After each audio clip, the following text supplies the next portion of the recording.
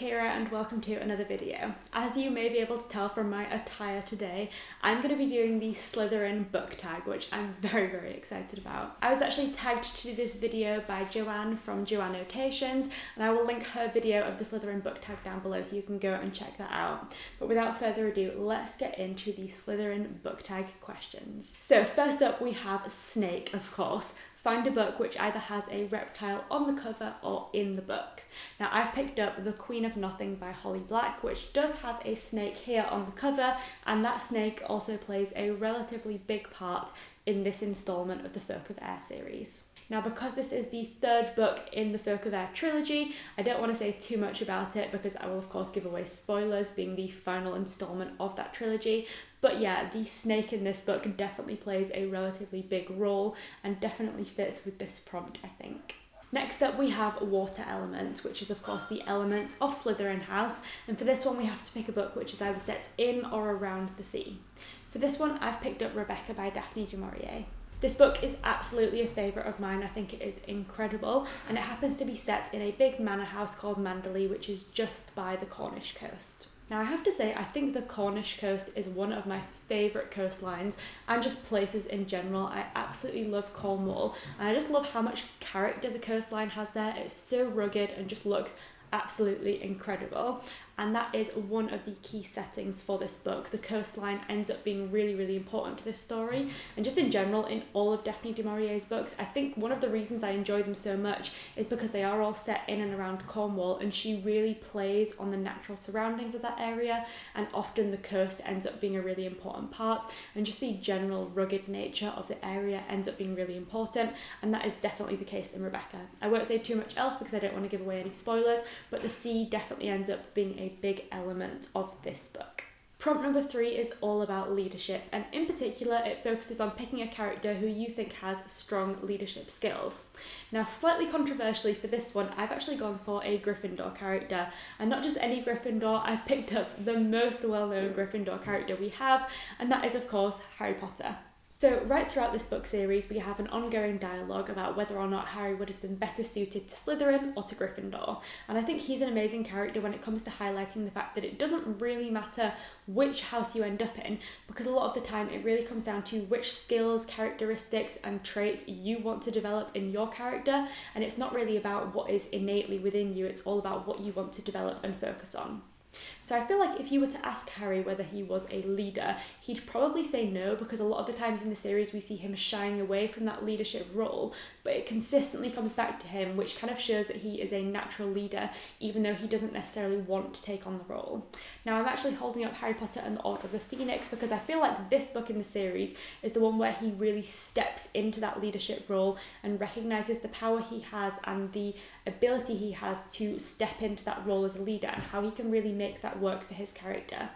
We see him kind of struggling with it because he doesn't necessarily want to be the leader. He's already been branded with this label as being the chosen one, and I feel like a lot of the time, although he's a very brave character, we often see that sign that he would rather melt into the background and would rather not be at the forefront of anything. But he also can't really sort of reconcile that with his conscience, because he knows that he has to step up and do the right thing, and in order to do that he has to step into that leadership role. So I feel like we see him as a natural leader. People often gravitate towards him, but it takes him quite a few books, almost until the end of the 5th book, before he really steps into that leadership role and accepts that for himself. So I feel like this is kind of a really interesting one, because leaders don't always necessarily see themselves as leaders. And Harry is a great character to sort of show how leadership qualities can really sort of be within someone, but kind of need to wait to be woken up, and how sometimes it takes characters a little while longer to accept their status as a leader. And Harry definitely goes through that journey, but I feel like leadership is something that we see him developing right throughout the series, and that he sort of really comes into his own, particularly within the Order of the Phoenix book. Next up we've got Ambition. Pick a book which lived up to its hype. Now there are absolutely loads of examples of books that live up to their hypes, because there are so many amazing books out there, but one in particular that really stuck in my mind as a book that I specifically picked up because of the hype and really enjoyed is The Seven Husbands of Evelyn Hugo by Taylor Jenkins Reid. This book was particularly hyped up at the very end of 2018 and beginning of 2019, and I ended up reading it in spring of 2019 because of how much hype it had gotten, and I really didn't know what to expect because I'd never read anything by Taylor Jenkins Reid before, but this book was an absolutely incredible book, 100% a 5-star read for me, and it's so not even lived up to the hype but exceeded the hype in my opinion. Now of course we always end up with preconceived ideas about what books are going to be like, and I was actually a little bit apprehensive going into this book. The title and the cover had kind of led me to come up with a certain perception of the book in my mind, and it was one that I wasn't sure if I was going to enjoy. I expected it to be a lot more romance focused, which is of course a big part of the book, but I think this book really enlightened me as to how well Taylor Jenkins Reid does romance with a twist. I've now read several more of her books and have enjoyed all of them so much. I'd say Evelyn Hugo is still my favourite just because it was so incredible and so creative and just really surprised me. But in general, Taylor Jenkins Reid does romance with a twist, which is something that I personally enjoy because I'm not a big reader of fluffy romances. I want romances that have a little bit more of like something extra in them, and this book definitely does that. So although I went into this book because of the hype, I really didn't know what to expect going in, but it definitely exceeded it, and I just thought this book was so good. I feel like I'm definitely preaching to the choir though, because literally everyone has read this book by now, so this is not news to anyone, but I'm saying it anyway. This book is incredible and absolutely worth the hype that it got. Prompt number 5 is all about resourcefulness. So for this one we need to pick a book which shows a creative or unique way of getting a task done or accomplishing something. So for this one I've picked up The Flatshare by Beth O'Leary, which is another romance with a twist which I absolutely love. This is a romance which focuses on our two main characters, Tiffy and Leon, and it's actually a dual narrative style, so we get to see both of their perspectives. And Tiffy and Leon are actually roommates, but they also share a bed. So they've got a very interesting roommate relationship, but it works because they have very different schedules. Tiffy has a standard 9-to-5 job, whereas Leon is a nurse and he works nights. And so for that reason, these two characters are roommates and obviously share a very close relationship in the sense that they share a room, a bed, an apartment, everything, and yet until very late on in the book, the characters don't actually meet in person. So we see these characters at first building an acquaintanceship and then a friendship and of course eventually a romance without actually ever meeting each other. And so I feel like this book just really challenges how you view romance and really puts a different spin on the ways that characters can form a bond and a relationship with one another, and how you can get to know someone really intimately without actually ever meeting them. And I just thought this book was such a creative spin on romance. It was something I'd never seen done before. I just thought it was so creative and unique and really showed a different side to romance and a different way that you could go about making a friendship and a relationship, and it was just so interesting. So I feel like I go on about this book quite often, and this book always ends up being one that I pick up in these tags just because it always seems to match a prompt, and I just can't stop going on about it because I loved it so much. So really enjoyed this one, and it was definitely a very creative spin on romance. So the Slytherin house colours are green and silver, of course, and prompt number 6 is to pick a book with those colours on the cover.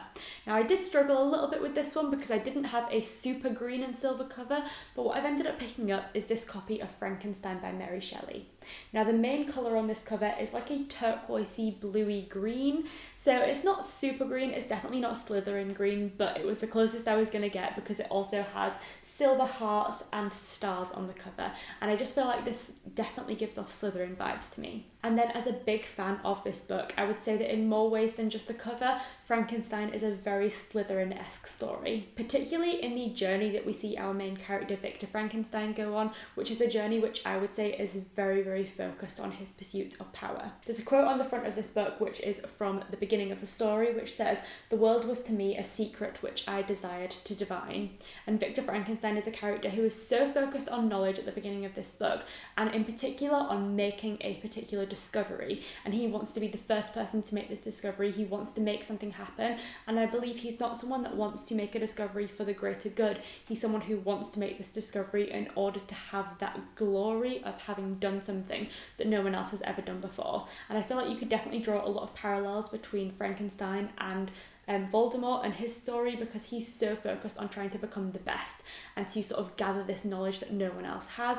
And Frankenstein actually goes on this really terrible journey for himself because this pursuit of power clouds his judgment and perception to the point where he ends up making decisions he can't come back from, kind of like when Voldemort splits his soul, and once you've done that you can't go back from that decision.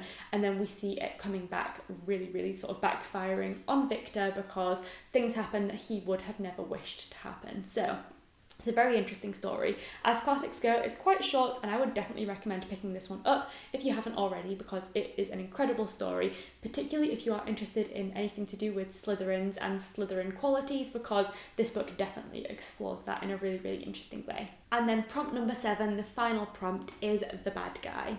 This prompt was actually added by Joanne in her version of the Slytherin Book Tag, but essentially this one is the bad guy because I guess that is how the Slytherins are kind of portrayed throughout the Harry Potter series.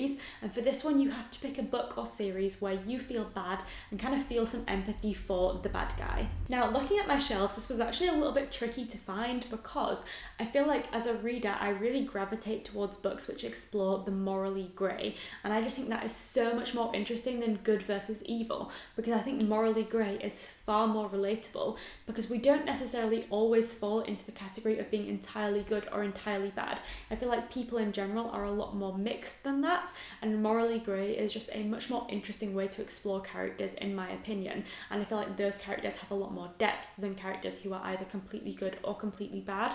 And so I feel like morally grey is kind of where my vibe is at, and I find that the most interesting to read about.